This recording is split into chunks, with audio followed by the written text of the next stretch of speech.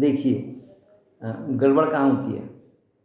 جیسا عاشورہ کا روزہ رکھتے ہم، نفل روزہ ہے نا وہ، تو آپ صلی اللہ علیہ وسلم کا کیا ارشاد ہے اس پر کہ آپ صلی اللہ علیہ وسلم ایک روزہ رکھتے تھے. صحابہ نے فرمایا کہ یہ تو یہود و نصارہ ایک روزہ رکھتے تھے. تو آپ صلی اللہ علیہ وسلم نے قول موجود ہے فرمایا کہ ان کی مشابہت نہیں ہونا چاہیے، دو رکھیں گے ہم اگلے سال سے.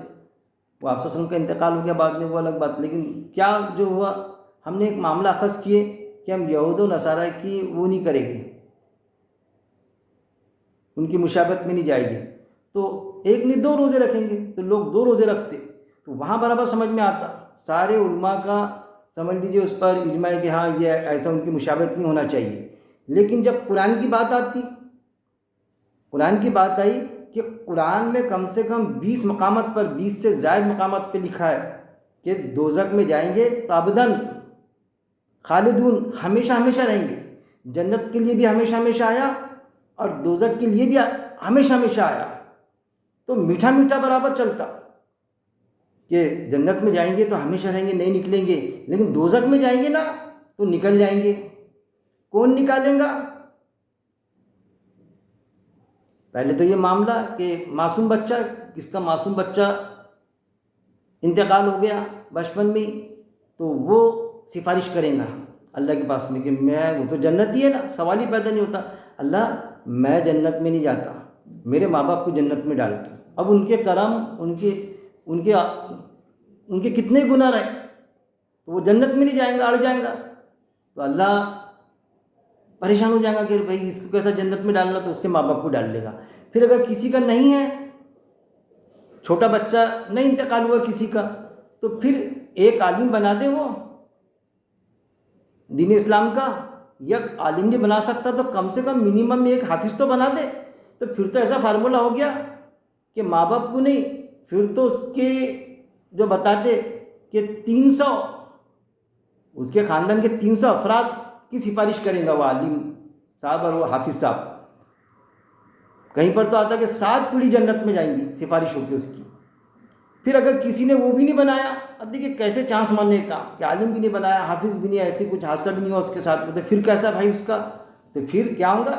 روز آخرت میں آپ صلی اللہ علیہ وسلم سفارش کریں گے.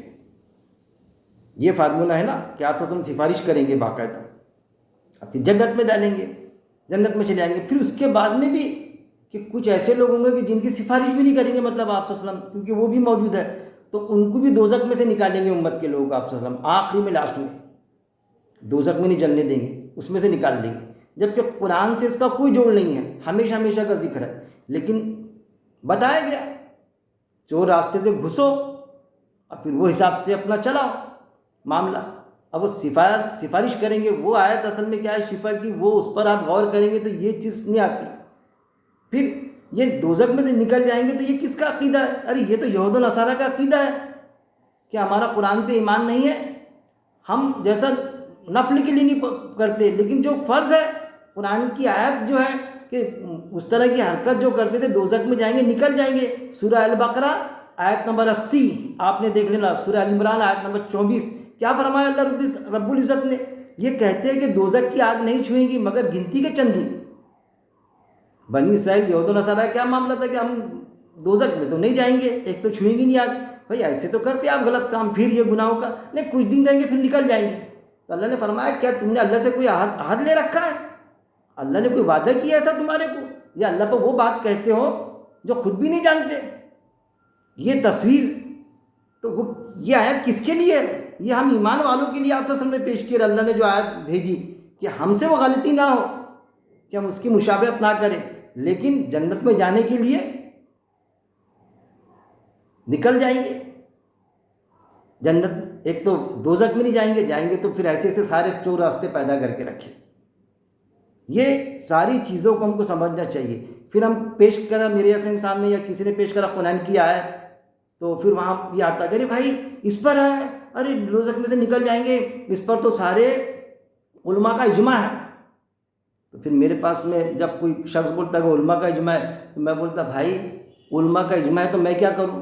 ان کا اجماع اگر قرآن کی آیت سے ٹکراتا، سیدھا ٹکراتا، آپ بھی غور کرنا، تو میں ان کے اجماع کا ارے وہ بہت معتبر، بالکل میں مانتا معتبر ہوتے علماء حضرات، لیکن قرآن میں بتایا گیا علماء حق علماء سو کی بھی پہچان ہونا چاہیے۔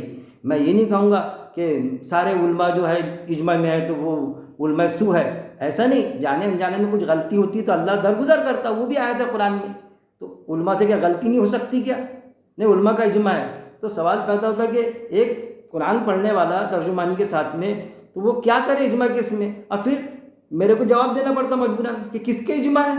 ان کے اجماع ہے جو اپنے پلیٹ فارم سے ایک دوسرے کو کافر بولتے ہیں، ایک عالم دوسرے عالم کو کافر کے فتوے لگاتا کہ وہ کافر ہے اس جماعت کا، وہ جماعت کا فلانا کافر ہے، وہ دوسری جماعت کو، جماعتوں کے ایسے جھگڑے ان کے آپس میں ایک دوسرے کو کافر تک کے بولتے نہیں، لکھ دیتے بلکہ۔ تو ایسے لوگوں کے، ایسے علماء حضرات کے اجماع کو میں قرآن سے ٹکرانے والے اجماع کو مان لوں میں؟ اور ایک سامانیہ انسان نے، ایک جنرل جو مسلم ہے، ایک شخص جو ہے، تو اسے کیا مان لینا چاہیے کیا؟ پھر اس کا کیا ہوگا؟ قرآن میں جو ہے آیت کہ انہوں نے اپنے عالم و درویشوں کو اور مشائخوں کو اللہ کے سوا اپنا رب بنا لیا ہے۔ یہ ہے رب بنانا، آیتوں کی تحریف کرنا، اجماع کر لینا اور وہ قوم پر تھوپنا، ایمان والوں پر، اور انہیں آنکھ بن کے بند کر لینا، مان لینا۔ قرآن پڑھنے جاؤ تو انہیں قرآن سمجھ میں نہیں آتا، وہ عالم سے سمجھنا پڑے گا پرٹیکولر۔ ارے بھائی ترجمانی کس لیے کی؟ پھر لفظی ترجمہ نظر صاحب کا، احمد نظر صاحب کا لفظی ترجمہ ہے، اور پھر اس میں چاروں جو ہے اپنے جماعت کے اس کا متفق علیہ ہے کہ یہ اگر پڑھ لے آپ تو قرآن کی چند آیتیں پڑھے اگر تو پورا قرآن سمجھنا شروع ہو جاتا۔ تو بھئی ایک عام شخص نے سمجھا، شعوری مسلم بنا ہو، اس کے لیے کہ مدرسے میں جانا ضروری ہے کہ قرآن کو سمجھنے کے لیے؟ ان چیزوں کو بھی ایک جو جنرل انسان ہے، ایمان والا جو ہے، جو قرآن کو سمجھنا چاہتا، تو ایسے لوگوں کے جھانسے میں آنے کی کوئی ضرورت نہیں۔ ہم قرآن ترجمہ جو بھی زبان آتی ہے ہم کو ترجمانی سے پڑھے، اس کو لفظی ترجمہ پڑھے، برابر پتہ چلے گا۔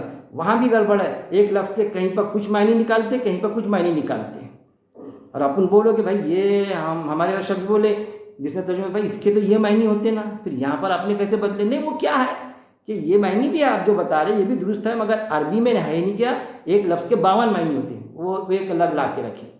ارے بھائی کسی بھی زبان میں اگر ایک لفظ کے 2 معنی 4 معنی بھی رہے تو وہ تو زبان اپنی نوعیت ہی کھو جائے گی، اس کی نوعیت ختم ہو جائیں گی۔ کوئی کچھ معنی نکالے گا، کچھ معنی نکال کے اس کا وہ کرے گا، ترتیب دے گا، آیتوں کی تعریف ہونا شروع ہو جائیں گی۔ لیکن ہے ایک بڑی اکثریت اس میں انوالو ہے، ارے پرٹیکولر ایک لفظ کے ایک ہی معنی ہوں گی۔ میں ہمیشہ بولتا اس پر میرے درس بیانات موجود ہے، باقاعدہ میری کلپنگ موجود ہے، مگر اب کیا سمجھائے، کس کو سمجھائے؟ زیادہ بڑا ہو گیا تو بہت بڑا بات پیش کرتے ہیں آپ، شارٹ میں بولا کرو، بول دیا بھائی اس سے زیادہ کیا شارٹ میں پیش کروں میں؟ ادھوری بات تو پیش نہیں کر سکتا میں کہ کوئی شارٹ میں بولے میرے کو، تو میں یہ کہوں اس سے کہ بھائی نماز مت پڑھو، ہو گیا شارٹ، تو لوگ ہی سمجھ لیں گے نماز مت پڑھو بولے۔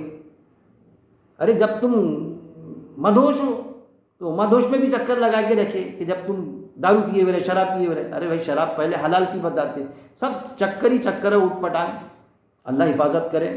اللہ سے دعا ہے کہ اللہ رب العزت ہم کو قرآن پڑھنے، اور کیسا پڑھنے، سمجھ کے پڑھنے، اور پڑھنے کے بعد میں اس پہ غور و تدبر کرنے، غور کریں ہم اس پر، اور غور کرنے کے بعد میں اس کے مطابق عمل کرنے، اور پھر اس عمل پہ موت تک جمے رہنے کی میرا مالک توفیق دے، ہم کو ہدایت دے۔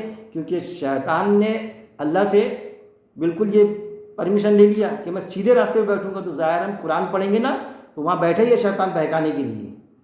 تو شیطان کوئی ایسا اتر کے آتا نہیں، وہ باقاعدہ ہر انسان میں موجود ہے وہ صفت۔ قرآن کی آیت ہے، ہمزاد جو ہے کیا ہے، نگیٹو بات بتاتا ہے ہمزاد، لیکن ہم کو جب ہم قرآن پڑھیں گے تو ہم کو نگیٹو سے پازیٹیو کیا ہے وہ پتہ چلے گا کہ اصل میں کیا کرنا چاہیے۔ اللہ سے دعا ہے کہ اللہ رب العزت قرآن کو پڑھنے، سمجھنے، اس پر عمل کرنے اور موت تک اس پہ جمع رہنے کی میرا مالک توفیق دے۔ وآخر دعوانا ان الحمد للہ رب العالمین۔